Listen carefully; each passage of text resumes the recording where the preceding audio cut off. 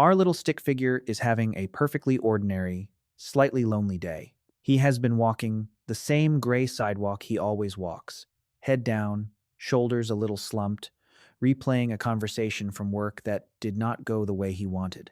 He has not really spoken to anyone all day, not in the way that counts. He is tired. He is in his own head. He is, by every measure, a fully grown, serious, responsible adult on his way home to a quiet apartment. And then he sees it. Across the street, sitting calmly beside a lamppost, there is a dog, a golden one, with a soft, round face and two ears that flop slightly forward. The dog is not doing anything special. It is just sitting there, waiting for its owner, blinking slowly in the afternoon light. Our stick figure does not know this dog. He has never met this dog. He has no history with this dog, no shared friends, no reason on earth to cross the street. And yet, somewhere deep inside his little stick body, a switch flips. Watch his hand. It starts to rise on its own. His fingers curl into a soft, gentle shape. His whole face changes. The serious adult who was just brooding about his job a second ago is gone, completely gone. And in his place is a crouching, melting creature making a high, soft sound he would never make in a meeting, whispering, "Hi, baby," to a stranger's dog, like it is the most natural thing in the entire world. And here is the part that should stop us. It is the most natural thing in the world. He is not strange. He is not broken. He is doing something that almost every human being who has ever lived would do. We pet dogs. We pet cats. We pet rabbits and horses and the occasional very confused lizard. We reach for soft fur and warm ears and round little heads, and nobody teaches us to, and nobody asks us to. Our hands simply go. They go before we decide. They go before we even understand why. Our stick figure, kneeling there on the pavement with a strange dog's chin in his palm, suddenly catches himself. He looks down at his own hand as if it belongs to someone else. And for the first time in his ordinary, lonely day, a real question wakes up inside him. Why did I just do that? Why do I do this every single time? He stands up slowly, says goodbye to the dog, and keeps walking. But the question follows him. And so, my friend, do we... Because the answer to that small, silly question turns out to be one of the deepest, oldest, most beautiful things about being a living creature. And our little stick figure is about to discover all of it. Let us start where he starts, with the simplest possible explanation. Animals are cute. You see something cute, you want to touch it, the end. Everyone go home. But our stick figure is too curious now to accept that, and he is right to be. Because the cute feeling is not simple at all. When he looked at that dog, with its big round eyes, its small nose, its chubby cheeks, and that large, soft forehead, his brain did not just produce a vague, pleasant mood. His brain dropped into a very specific, very powerful state that scientists have been studying seriously for almost 100 years. To show him, let us take our stick figure on a little journey. The sidewalk around him fades, and he finds himself standing in a quiet study in the year 1943, watching an Austrian scientist named Konrad Lorenz scribbling notes at a wooden desk. Lorenz had noticed something strange about people. Certain shapes, he realized, certain combinations of features, seemed to reach directly into the adult human mind and flip a switch.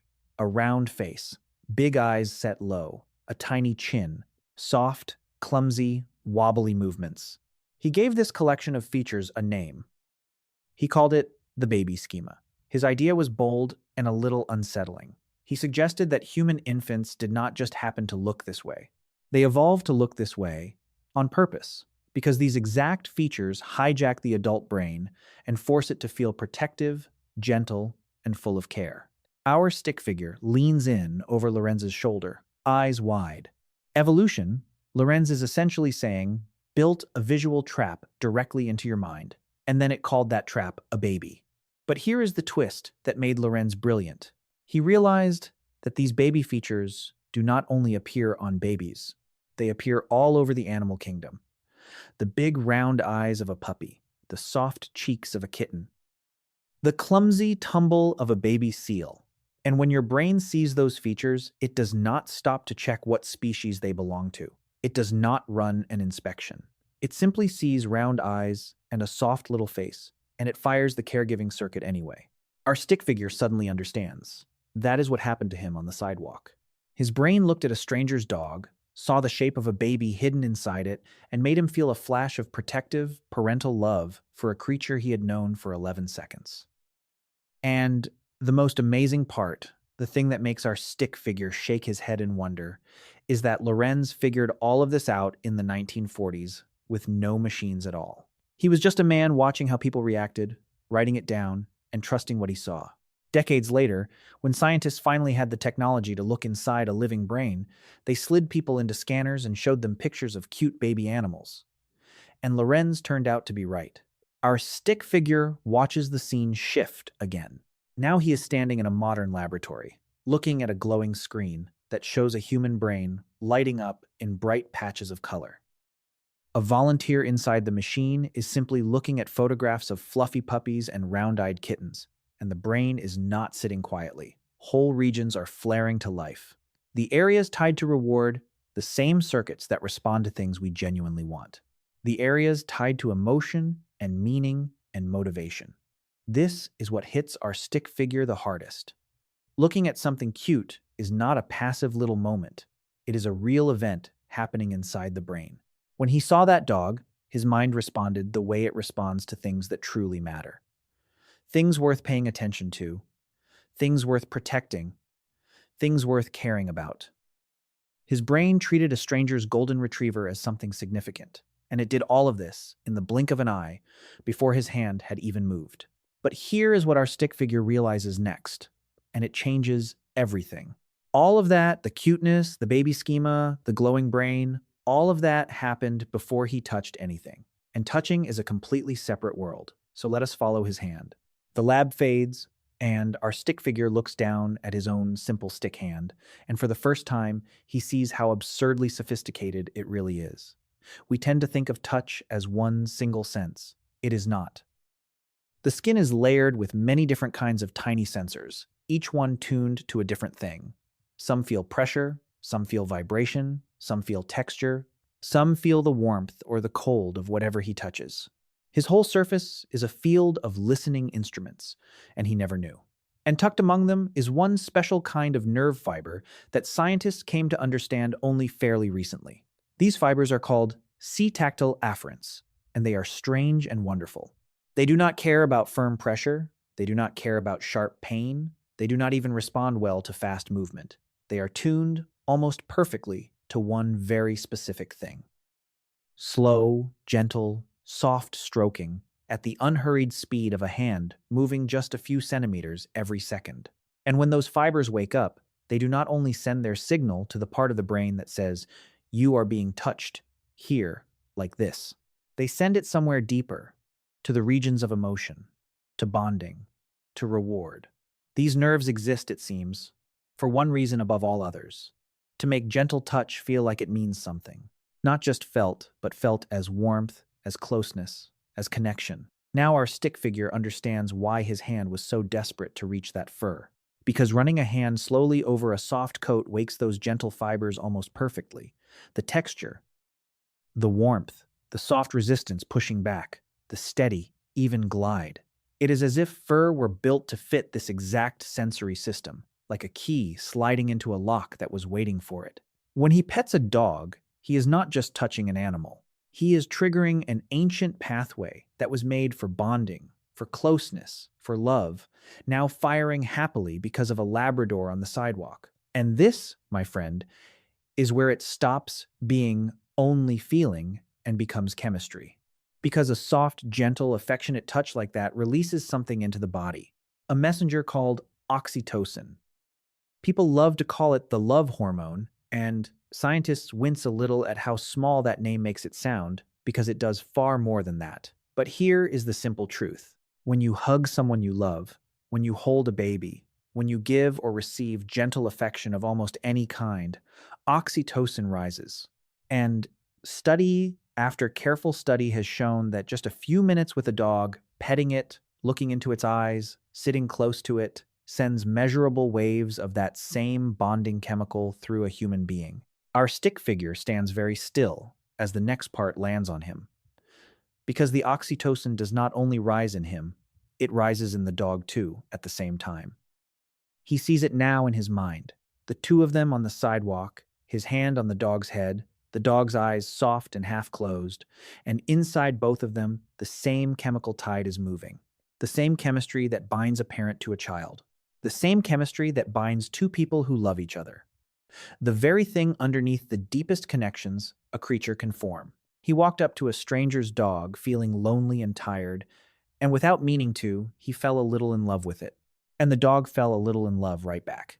And our stick figure realizes, with something close to relief, that this is not foolishness. This is not him being silly or soft. This is his body doing exactly what bodies are built to do. And now our stick figure finally understands the part that always confused him most.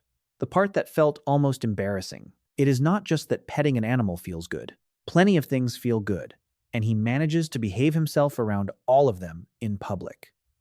The strange thing about animals is that the urge feels impossible to switch off. He knows, in his head, that he should ask before petting a stranger's dog. He knows the cat at his friend's apartment has already given him two very clear warnings. He does it anyway. Why? Because of something scientists call approach motivation. When his brain marks something as a reward, an acute, soft, warm animal lights up nearly every reward signal he owns. It does not politely wait for him to decide. It creates a pull. A motion toward the thing that begins before his conscious mind has even finished forming a thought. He is not thinking, I would like to pet that dog. The deeper machinery has already started moving his hand, and the thinking part of him is simply running to catch up with something his body began without permission. It is the very same pull that draws him toward food when he is hungry, toward a face he finds beautiful across a room. In the most literal sense, he is drawn to the dog. The decision was never really his to make, but a new question tugs at him as the world shifts again. Why soft things? Why fur, specifically? Why does he feel this irresistible pull toward a fluffy coat and absolutely no urge at all to lovingly stroke a brick wall or a pile of gravel or a cold metal railing? There is something about softness itself. And to understand it, our stick figure has to go all the way back to the very beginning of his own life. The world dissolves into something warm and dim, and our stick figure finds himself looking at a tiny version of himself. A stick baby, brand new, wrapped in a soft blanket, held close against another body. And he watches that little version of himself spend almost all of its early existence pressed against soft, warm things, skin, blankets, the bodies of the people who held him. Long before he had a single word, long before he could form a memory he could ever recall on purpose, one lesson was being written deep into his nervous system over and over again. Soft means safe. Soft means someone is near. Soft means you are not alone and nothing bad is going to happen. That lesson never left him. It got coded so early and so deep that his thinking mind has no idea it is even there. And so now, as a grown stick figure, every time his hand finds something soft, a quiet voice from before memory whispers, "This is safety. This is closeness. This is comfort." That is why fur pulls at him and a brick wall does not. The softness is speaking a language he learned before he could speak at all. And then there is the warmth. Our stick figure had never thought about this before, but warmth carries its own ancient message. He imagines placing his hand on something warm and softly yielding, and something remarkable happens in his body without him choosing it. His heart slows a little, the tension in his skin eases, the stress chemicals begin, quietly, to drop. His body has recognized that warmth means a living thing is here, another body, alive, beside him, and his nervous system responds the only way it knows how. It lowers its guard. It steps down from alert. It decides, something alive is here. We are safe now, and it lets him relax. He does not relax because he tells himself to. He relaxes because his body felt warmth and understood. But there is one creature that adds a second secret on top of all of this, and as our stick figure thinks of it, a soft rumbling sound fills the air. A cat has appeared, curled on his chest, purring. He has heard this sound 1,000 times and never wondered about it. So let us slow it down for him. That purr is made by tiny muscles in the cat's voice box, vibrating dozens of times every second as the cat breathes in and breathes out, producing that endless rolling rumble. And the frequency of that rumble, the speed of those vibrations, sits in a surprisingly low and specific range. And here is where our stick figure's eyes go wide, because vibrations in that very range have been studied in medicine, and they appear to do something almost unbelievable. They seem to help bone tissue heal, they seem to calm inflammation, they seem to help injured muscle and tissue recover faster. There are even physical therapies being built that use gentle vibration at those exact frequencies to help people heal. So, when a cat is purring on his chest, our stick figure is not just hearing a pleasant sound, he is being gently, softly vibrated at a frequency that may actually be good for his body. And the cat, of course, has no idea. The cat is not trying to heal him. The cat is sitting on his chest for its own mysterious reasons, ignoring him, judging his bookshelf, doing absolutely nothing on purpose, and accidentally offering physical therapy at the same time. Our stick figure laughs out loud. Cats wander through life being accidentally medicinal, and we adore them anyway. We should. They are remarkable. But now we come to the strangest, funniest part of all, and our stick figure feels it rise in him as he holds the purring cat. It is not enough that the cat feels good to touch. There is something more intense. A sudden, almost overwhelming surge. A feeling so strong it tips over into something that looks, weirdly, like aggression. He wants to squeeze the cat.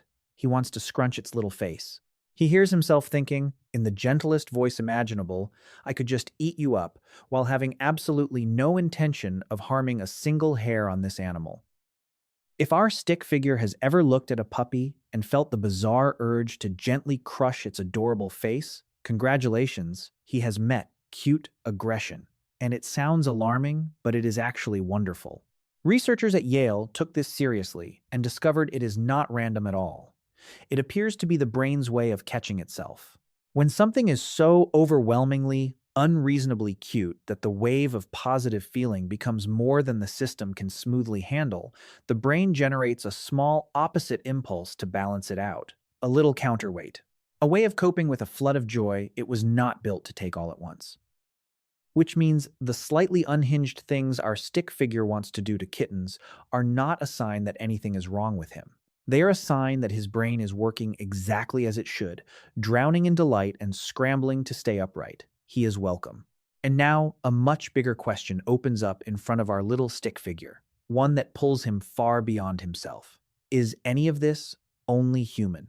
Is he the only kind of creature on this planet that feels this strange, tender pull toward another species entirely? The answer, our stick figure learns, is no. He is not alone in this at all. The scene opens into a green forest, and he watches wild monkeys reach out and carefully handle small creatures of other kinds, gentle and curious, for no reason that helps them survive. He sees great apes who live alongside dogs and cats and birds, forming soft, affectionate bonds with animals that are nothing like themselves. The pull he felt on the sidewalk runs through far more of the living world than he ever imagined. And then our stick figure meets Coco. Coco was a gorilla, an enormous, powerful animal who was taught to communicate in sign language across decades of patient work. And Coco, this giant of a creature, wanted a kitten. She asked for one, using her own hands and her own signs. When she was given cats, she named them herself. She held them with a gentleness that never wavered, cradling tiny, fragile creatures in hands that could have crushed them without effort, and choosing, every time, to be tender. And our stick figure feels his chest tighten at what comes next. When one of Coco's beloved cats died, Coco made signs that the people who knew her best understood as grief, as sadness, as loss. A gorilla mourning a small house cat, because touching it and holding it and being near it had meant something real to her, because the bond between a huge primate and a tiny warm creature was true, and it mattered. Touch, our stick figure finally understands, is not a human invention. The need for it is ancient, and it runs through far more of the animal kingdom than we ever stop to admit. But to see just how ancient and how deep this goes, he has to look at the one bond closest of all, the bond between humans and dogs. And it is no accident. It is the result of thousands upon thousands of years, by some estimates, tens of thousands, of two species living side by side, working together, sleeping near each other, touching each other, until they had quietly, permanently changed one another. Our stick figure watches dogs do things that wolves, their wild cousins, simply cannot. A dog follows a pointing finger without being taught. A dog tracks where a human is looking. A dog gazes into a human's eyes in a way that triggers that very same oxytocin tide, that same bonding chemistry, flowing both ways between them. And then comes the detail that makes our stick figure's jaw drop. Dogs developed a small muscle in their faces, just above the inner eyes, that wolves either barely have or do not have at all. That muscle is the one responsible for the puppy eyes. The expression where the eyebrows lift and pull inward, and the eyes go wide and pleading, and something in the human chest just dissolves. Dogs grew an actual piece of anatomy, a real muscle, built for the single purpose of melting human hearts. It was not luck. Across countless generations, the dogs who were a little better at touching something soft inside us, the ones who could pull at our hearts and get us to feed them and keep them close and reach out our hands to them, those were the dogs who thrived. The puppy eyes are not cute by coincidence. They are the result of an unbelievably long process of figuring out exactly what makes a human being reach out and touch. Dogs were not domesticated passively, like objects. They took part. They helped write the story from their side. And our stick figure understands the truth of it at last. We did not simply domesticate dogs, we domesticated each other. But now the journey turns serious and quiet, and our stick figure feels the weight of it. Because what happens to a creature like him when the touch is taken away? When there is no warm body, no soft fur, no hand on a head? He learns that the absence of touch is a real, measurable kind of suffering. That in lonely times, people who share their lives with animals tend to carry less stress, less sadness, less anxiety than people who go without. And scientists looked closely to ask whether it was just having company in the room or whether the touching itself mattered. And the answer kept pointing to the touch, the hand on the fur, the warm weight settled in the lap, the simple, physical fact of touching something alive. In hospitals, animals brought to patients ease pain and soften fear. In schools, a gentle dog calms frightened children, and it works fast. A handful of minutes of truly touching an animal is enough to shift the chemistry of stress and bonding in the body. His nervous system is not slow about this. It knows exactly what it needs, and the moment it gets it, it answers. And here, at last, our little stick figure understands everything. The thing he did on the sidewalk was never silly. We treat the urge to pet animals like a cute flaw, the reason we are 10 minutes late because a dog ambushed us on the way home. But it is pointing at something far older and far more serious than that. Touch is how warm-blooded creatures tell each other that it is safe. It is one of the deepest ways we calm one another, soothe one another, steady one another's frightened hearts. It is how we say, without a single word, I see you. I am here. You are not alone. Everything is going to be all right. For almost all of human history, we lived pressed close to animals, surrounded by warm, living bodies, touching and being touched every day. The distance between us and them, the clean, quiet separation we now call normal, is brand new, and our ancient nervous systems never agreed to it. They are still waiting, still expecting, still reaching for warm, soft, living things. Our stick figure stands up from the sidewalk where this all began, the golden dog still gazing up at him. He is not lonely anymore. He thinks back over the whole strange journey, the baby shape hidden inside a puppy's face that reached into his mind before he knew what was happening, the gentle nerves in his own skin, waiting his whole life for the slow glide of soft fur, the bonding chemical rising in two creatures at once. The lesson written into him before memory, that soft means safe. The warmth that told his body something alive was near, so it could finally lower its guard. The cat humming, healing into his chest by accident. The gorilla who wept for a kitten. The dog who grew a muscle just to find the soft place inside a human heart. None of it was foolish. None of it was weakness. All of it was love, the oldest kind, the kind that does not need words. He understands now. He kneels back down, rests his hand on that soft round head, and lets himself feel every single bit of it, the warmth, the softness, the steady, gentle pull of being close to another living thing. He stops apologizing for needing it. He simply lets himself have it. And somewhere far back in time, 10,000 years of warm bodies and gentle hands feel him do it, and they are glad. He was never going to not pet the dog. And neither, my friend, were you.